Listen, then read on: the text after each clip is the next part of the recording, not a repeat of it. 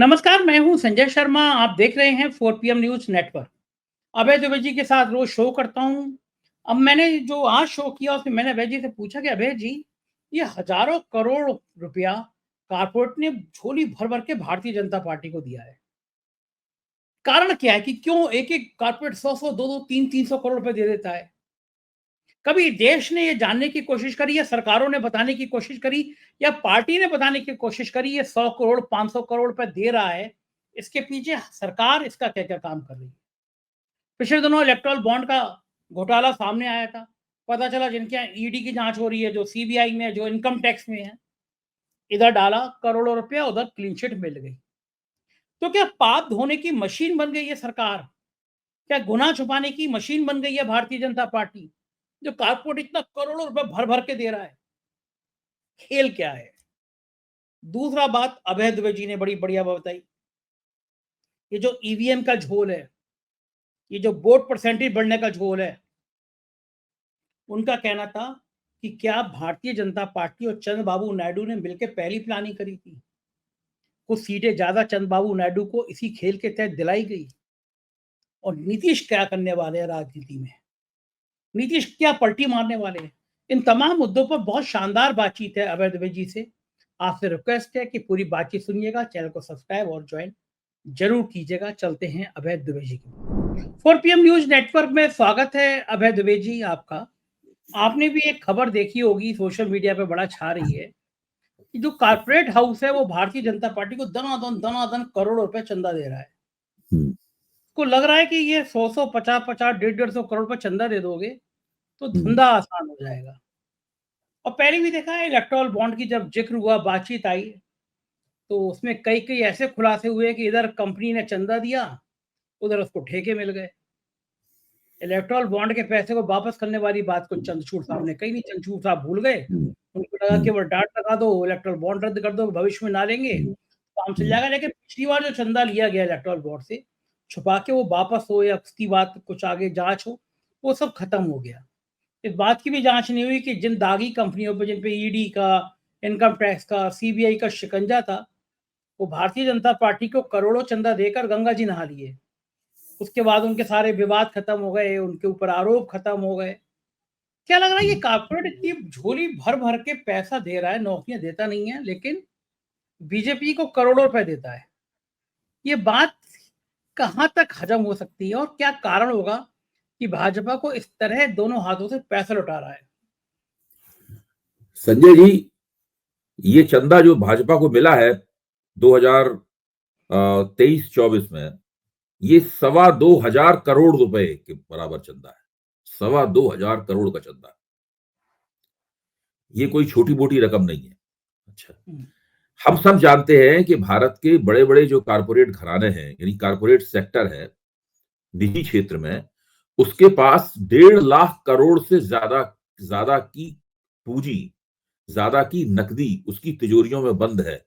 ये सफेद धन है, सफेद धन है। इसके बाद में जो भारत की ब्लू चिप पब्लिक सेक्टर कंपनियां हैं, ऐसे इंडियन ऑयल वगैरह, ये सब जो ब्लू चिप पब्लिक सेक्टर कंपनियां हैं, इनके पास भी करीब 1.25 लाख करोड़ रुपए की का सफेद धन जो है, कानूनी धन इनकी तिजोरियों में बंद है। और मैं ये आंकड़े दे रहा हूं करीबन 5-7 साल पहले के। अब तो मेरे ख्याल से ये रकम और भी ज्यादा बढ़ गई होगी। लेकिन इन लोगों ने कभी भी इस पैसे में से एक पाई भी निकालकर अर्थव्यवस्था में निवेश नहीं किया। ये सारा का सारा इनकी तिजोरियों में ही भरा हुआ है। इनके पास अपना कारण है और कुछ कारण इसके वैध भी हैं। तो जो मौजूदा फैक्ट्रियां हैं, वो फैक्ट्रियां पूरी क्षमता से नहीं चल रही हैं, बाजार में चीजें नहीं बिक रही हैं। इसलिए वो कहते हैं भाई हम नई उत्पादन क्षमता क्यों लगाएं, जब हमारी पुरानी उत्पादन क्षमता 100% की रफ्तार से उत्पादन नहीं कर पा रही है, वो केवल 70% की रफ्तार से उत्पादन कर पा रही है। लेकिन दूसरी तरफ आप हमें खबर देते हैं और 4 पीएम के दर्शकों को खबर देते हैं कि 2,200 करोड़ रुपया भारतीय जनता पार्टी की तिजोरी में गया। अच्छा, तो अब सवाल ये रुपया क्यों दिया गया भारतीय जनता पार्टी को? भाई ये रुपया क्यों? अभी तो लोकसभा चुनाव नजदीक नहीं है, लोकसभा चुनाव तो बहुत दूर है, अभी तो 1 साल भी नहीं हुआ पिछले चुनाव के। अभी तो जून में जाके 1 साल होगा पूरा। 9 जून को होगा, 9 जून 2025 को 1 साल होगा। अभी चुनाव तो केवल दिल्ली में होना बाकी है, चुनाव के वक्त ज्यादा चंदा मिलता है। उसके बाद तकरीबन 10 महीने बाद बिहार का चुनाव होगा, उसमें भी बहुत समय बाकी है। तो मेरा सवाल यह है कि ये इतना चंदा भारतीय जनता पार्टी को दबादब क्यों दिया गया?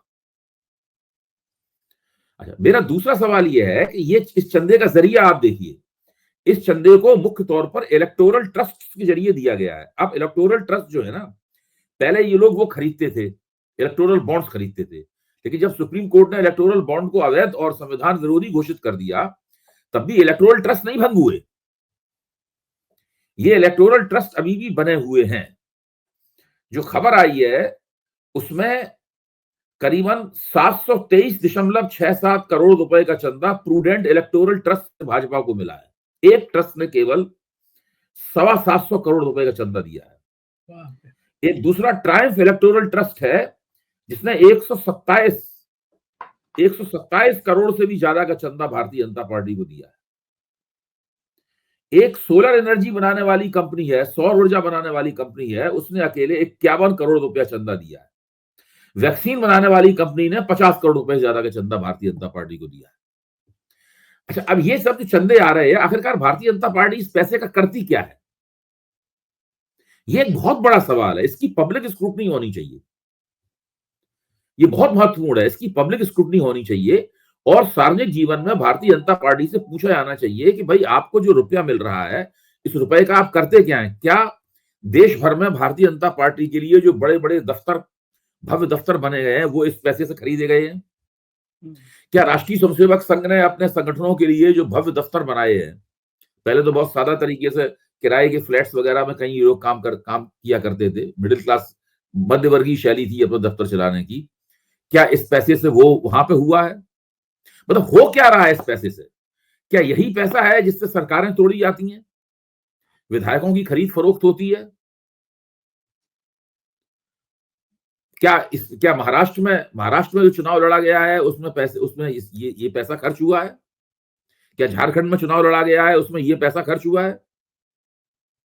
मतलब ये पैसा जो है कहां खर्च हुआ, इसके बारे में कुछ ना कुछ एक अंदाजा ही लगाया जाए, कोई कयास ही लगाया जाए। बहुत इंपॉर्टेंट है इसका पता लगाना, क्योंकि बहुत बड़े पैमाने पर हजारों हजारों करोड़ रुपया कारपोरेट तिजोरियों से निकलकर भारतीय जनता पार्टी की तिजोरियों में शिफ्ट हो रहा है और हमें नहीं पता है कि उस पैसे का भारतीय जनता पार्टी क्या करती है। भाई कोई ना कोई, अगर अभी तक ऐसा कोई कानून नहीं है जिससे भाजपा से इसका हिसाब लिया जा सके, तो भाजपा को रिटर्न फाइल करना पड़ता है। ठीक बात है। हाँ, जरूर रिटर्न फाइल करना पड़ता है। टैक्स नहीं लगता, ये बात सही है। जिन पे टैक्स नहीं लगता, रिटर्न तो वो भी फाइल करते हैं ना। तो ये सब चीजें सार्वजनिक जीवन में आनी चाहिए, इनके ऊपर चर्चा होनी चाहिए, बहस होना चाहिए। मैं ये नहीं कह रहा हूं कि कारपोरेट तिजोरियों से कुछ पैसा निकलकर विपक्ष की पार्टियों के पास नहीं गया है, विपक्ष की पार्टियों के पास भी गया है, लेकिन वो भाजपा के मुकाबले बहुत कम है। जब मैं बहुत कह रहा हूं तो वास्तव में उन दोनों के बीच में किसी किस्म की कोई तुलना नहीं है। उसके आंकड़े भी अखबार में छपे हुए हैं। इससे कम से कम एक नतीजा हम लोग ये निकालते हैं कि अभी भी भारत का जो कारपोरेट क्षेत्र है वो ये मानता है कि भारतीय जनता पार्टी ही फिलहाल इस देश में हुकूमत कर सकती है और अगला चुनाव भी वही जीतेगी और उसका राजनीति में दबदबा बना रहेगा। विपक्ष में भारतीय जनता पार्टी के दबदबे को चुनौती देने की स्थिति अभी तक नहीं पैदा हो पाई है। ये पहला इंडिकेटर है इसका, ये सबसे बड़ा इंडिकेटर है। अब राहुल गांधी पूरी कोशिश कर रहे हैं अदानी के मसले को उठाने की। उसके पीछे उनका इरादा यही है कि भाई अदानी के अलावा जो दूसरे कारपोरेट बॉसेस हैं वो उनमें उनके प्रति हमदर्दी पैदा हो जाए, लेकिन अभी तक उनकी ये कोशिशें कहीं कामयाब होते हुए नहीं दिखाई पड़ती। कम से कम ये आंकड़ा ये बताता है।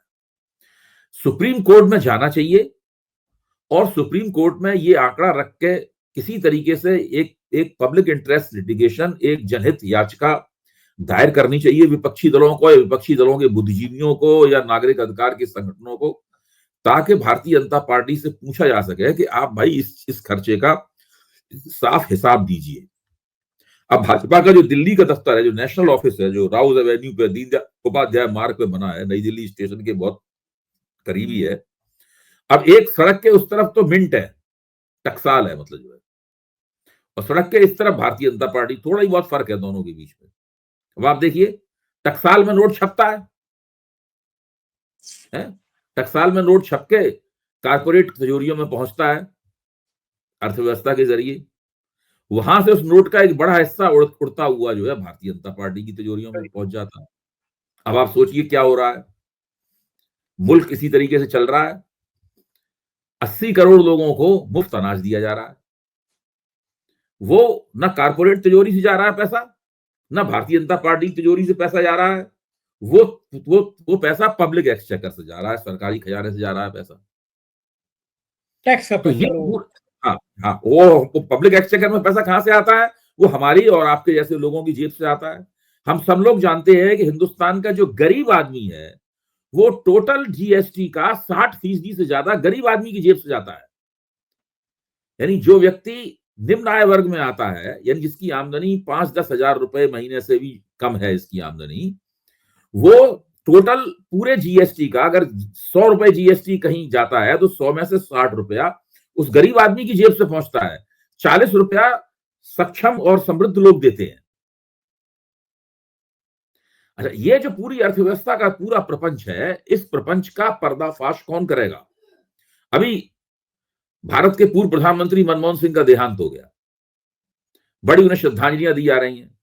सब लोग कह रहे हैं कि भाई उन्होंने आधुनिक भारत की नींव रखी, उन्होंने विश्व के पटल पर भारत के नाम को ऊंचा किया, उन्होंने विश्व की वैश्विक ताकत बनाने में अमेरिका के साथ न्यूक्लियर डील करके भारत को आगे बढ़ाया, उन्होंने विश्व बाजार के साथ भारतीय अर्थव्यवस्था को जोड़ा। ये सब कह रहे हैं। व्यक्तिगत रूप से मनमोहन सिंह बहुत ही अच्छे भले आदमी थे, बहुत ही शांत स्वभाव के थे, बहुत ही विनम्र थे, शिष्ट थे। जो लोग उनसे मिले हैं वो आज भी उनकी शिष्टता का और एक संस्कारी व्यक्ति होने का लोहा लोहा मानते हैं। लेकिन जो अर्थव्यवस्था वो विरासत में छोड़ गए हैं, जो अर्थव्यवस्था नरेंद्र मोदी को मिली, और नरेंद्र मोदी ने बिना उसमें कोई भी संशोधन किए हुए उसी अर्थव्यवस्था को आगे बढ़ाया। ये सब जो हो रहा है ये उसी अर्थव्यवस्था का एक फलितार्थ है, जिसको आप कह सकते हैं कि भारतीय अर्थव्यवस्था की एक बहुत बड़ी विकृति भी है। ये सब हो रहा है हमारे पास, क्या हम लोगों के पास ऐसी कुछ युक्ति है जिससे हम लोग इस समस्या का कोई निराकरण कर पाए? कौन सी वो ताकतें हैं जो कभी इन लोगों को सार्वजनिक, जिसे कहते हैं नहीं, जवाब तलबी इन लोगों से कर पाएंगे? ये जवाब तलबी कैसे होगी? ये एक बहुत बड़ा सवाल है भारतीय लोकतंत्र का। लेकिन ये देखिए, एक बात समझ में नहीं आती कि इतने कौन बहादुर लोग होंगे तो विपक्ष को भी पैसा दे रहे हैं। इतनी हिम्मत इस सरकार में सामने बैठे हुए किसकी इतनी हिम्मत हो जा रही होगी कि जो विपक्ष को भी कहते कि भाई 100 करोड़ तुम्हें दिए, 5 करोड़ तुम्हें भी दे देते हम। इतनी हिम्मत कैसे हो जाती होगी? नहीं, वो तो सरकार भी कहती है थोड़ा बहुत विपक्ष को भी दो।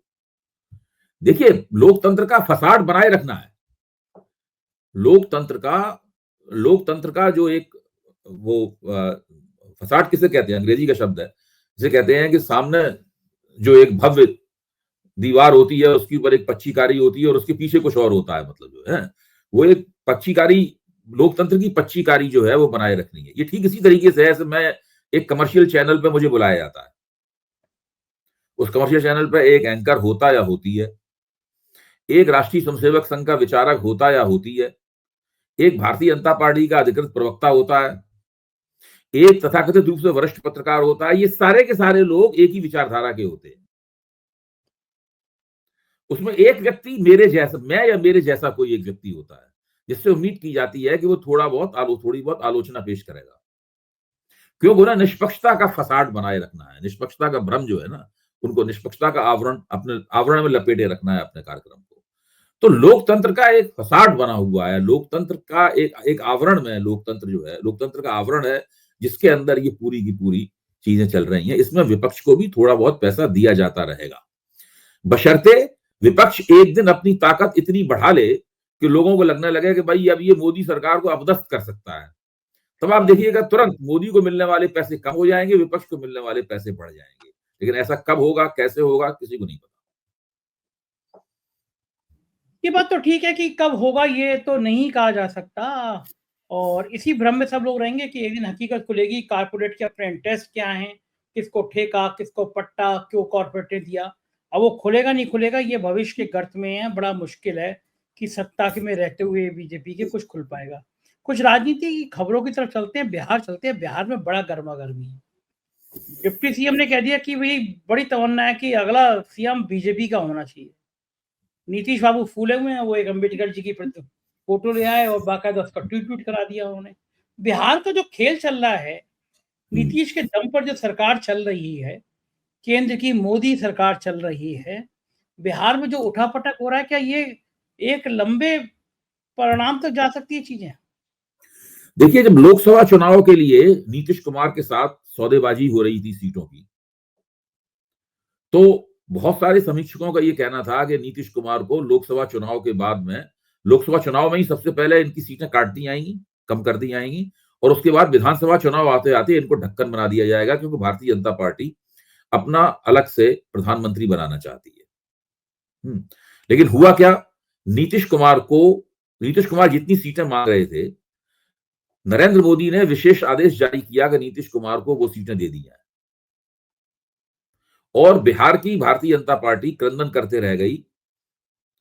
कुछ कुछ अमित शाह का हाथ भी उनके पीछे था कि भाई इनको कम सीटें दी जाए, इनकी कटौती की जाएगी। सबसे कहा जा रहा था कि सबसे कमजोर कड़ी है बिहार में, इनको ज्यादा सीटें दी जाएंगी तो कुल मिलाकर एनडीए को नुकसान होगा। लेकिन नीतीश कुमार ने जितनी सीटें मांगी थी, पूरी सीटें उनको प्राप्त हुई, और उन्होंने चुनाव में अच्छा प्रदर्शन भी किया। अच्छा, इससे आप अंदाजा लगा सकते हैं कि नीतीश कुमार बार बार नरेंद्र मोदी के पैर छूने की तरफ क्यों झुकते हैं। क्योंकि भाजपा आला कमान में नीतीश कुमार का सबसे बड़ा सहयोगी अगर कोई व्यक्ति है तो स्वयं नरेंद्र मोदी।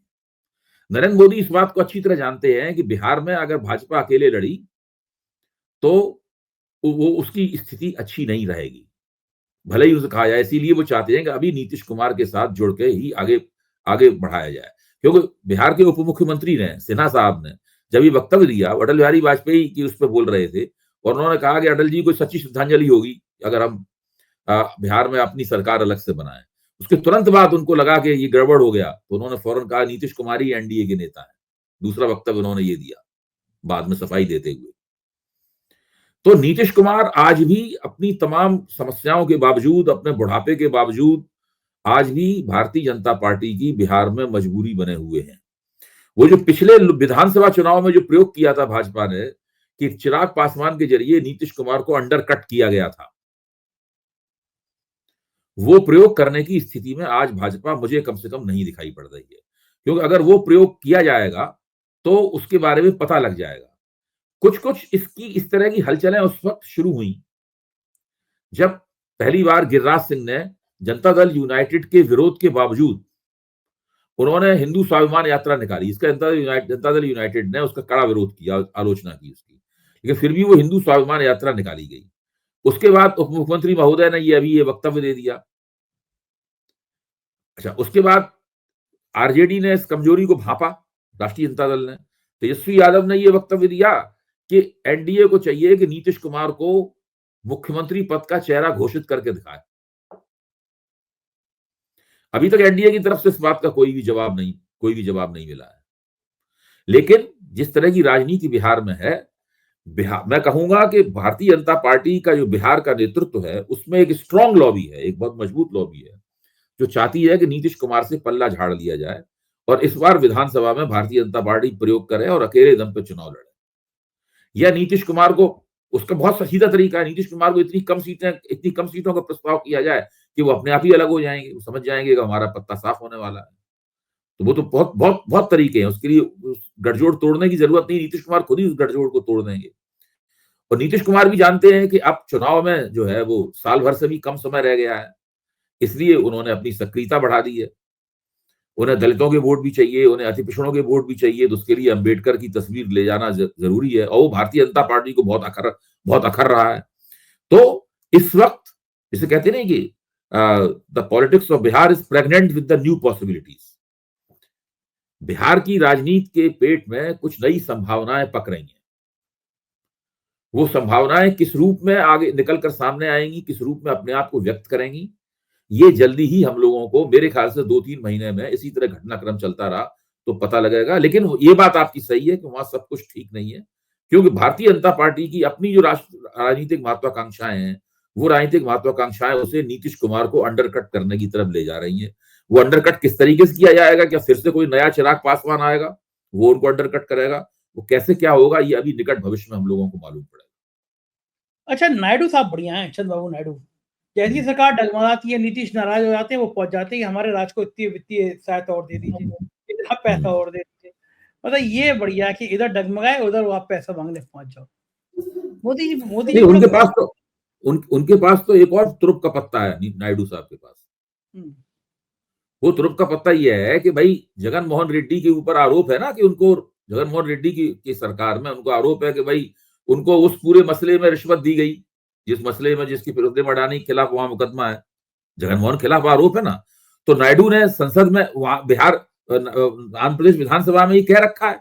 और आज जो नायडू के वित्त मंत्री हैं, ये वही वित्त मंत्री हैं जिन्होंने जगन मोहन रेड्डी ने जब उस कॉन्ट्रैक्ट पे साइन किए थे, दस्तखत किए थे, जो सौर ऊर्जा खरीदने का कॉन्ट्रैक्ट था, तभी उन्होंने कहा था कि ये बहुत ही महंगी बिजली आप खरीद रहे हैं।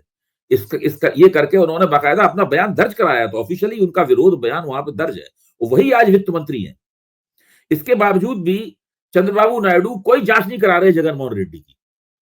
हम्म। उन्होंने विधानसभा में बयान दे रखा है, उनके वित्त मंत्री जब विपक्ष में थे तब उन्होंने हंगामा किया था इस बात पर, बयान दे, लेकिन वो कोई जांच नहीं करा रहे। क्योंकि अगर वो जांच कराएंगे तो वहां पर कुछ गड़बड़, इधर केंद्र से उनकी दबाव पड़ेगा, इसलिए उन्होंने ये पत्ता भी उनके पास है। तो इस वक्त देखा जाए तो मोदी सरकार का हाथ जो है वो कुछ कुछ चंद्रबाबू नायडू के नीचे दबा हुआ है। लेकिन ये आज इन हालातों में जब एक तरफ नीतीश है और एक तरफ नायडू है, मोदी को सबसे ज्यादा गुस्सा योगी आदित्यनाथ पर आता होगा कि अगर ये थोड़ा ढंग कर लेते यूपी, तो यूपी में जो मार हुई है, यूपी में जो फजीयत हुई है, ये फजीयत ना होती। यूपी में इतना ज्यादा खराब रिजल्ट आएगा, मोदी ने सोचा थोड़ी ना होगा कभी। और मुझे लगता है कि यूपी और महाराष्ट्र ऐसे राज्य थे जिन्होंने पूर्ण बहुमत से दूर कर दिया मोदी को। आपकी बात सही है। देखिए, उत्तर प्रदेश, महाराष्ट्र, हरियाणा में भी आधी सीटें गई, राजस्थान में भी आधी सीटें गई, तो काफी नुकसान हुआ है लोगों को। मैं ऐसे स्वरूप में देखता हूं कि 2024 के लोकसभा चुनाव में मोदी सरकार के खिलाफ जनता में नाराजगी थी, और वो नाराजगी विपक्ष ने जो, और खासतौर से राहुल गांधी ने जो संविधान के सवाल को लेकर जो आक्रामक मुहिम चलाई, उससे वो नाराजगी जो है वो और भी ज्यादा मजबूत हुई। उस नाराजगी को एक दिशा प्राप्त हुई, एक चैनल प्राप्त हुआ उस नाराजगी को। अच्छा, मेरा अपना दावा भी है, आकलन भी है और दावा भी है, और उसके कुछ दस्तावेज भी मेरे पास हैं जो मैंने 4 PM पे उनके बारे में चर्चा भी की है। उसमें मेरा मानना यह है कि अगर निष्पक्ष चुनाव होता तो कम से कम अपने प्रभाव क्षेत्र में भारतीय जनता पार्टी 75 या 78 सीटें और हारती।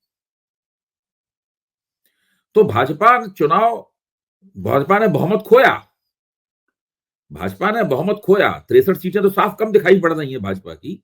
इसमें आप 78 का अंक और जोड़ दीजिए 63 में, इतनी सीटें भाजपा की कम होती। भाजपा ने बहुमत खोया, लेकिन चुनाव आयोग की मदद से और दूसरी युक्तियों से प्रबंधन करके उसने वो 78 सीटें अपनी किसी तरीके से बचा ली। और ध्यान कीजिए, 78 सीटों में ज्यादातर हिस्सा कहां बचाया गया? आंध्र प्रदेश में बचाया गया, उड़ीसा में बचाया गया। इन 78 सीटों का ज्यादा बड़ा हिस्सा आंध्र प्रदेश और उड़ीसा में बचाया गया। उड़ीसा में भाजपा ने वो सीटें अपने खाते में डाली, और आंध्र प्रदेश में वो ज्यादातर सीटें चंद्रबाबू नायडू खाते में गई। इसलिए चंद्रबाबू नायडू और उनके बीच में जो छन रही है, मतलब जो है ना, उसके ज्यादा गहरे कारण है। अच्छा, आपका कहने का मतलब है कि एक खेल की जो साजिश रची गई, चंद्रबाबू नायडू को बता दिया गया कि हम तुम्हें इतनी सीटें जितवा दे रहे हैं, बेटा रहना हमारे साथ ही। देखिए, और चंद्रबाबू नायडू का इतिहास बताता है कि वो हमेशा भाजपा से ही समझौता करते हैं। एक जमाने में वो जो केंद्र में गठजोड़ सरकार थी, गैर भाजपा गठजोड़ सरकार थी, उस गठजोड़ सरकार का जो मोर्चा था, मतलब उस मोर्चे के वो कर्ता धर्ता थे। लेकिन उसके बाद में उन्होंने कभी भी मुड़ के किसी भी गैर भाजपा गठजोड़ की तरफ नहीं देखा। वो अंततः भाजपा के साथ ही समझौता करते हैं। उनका इतिहास ये भी बताता है कि जब भी भाजपा का समझौता करते हैं, उनको मुख्यमंत्री बनने का मौका भी मिलता है। अच्छा, गणित क्या होगा, क्यों ऐसा करते होंगे वो?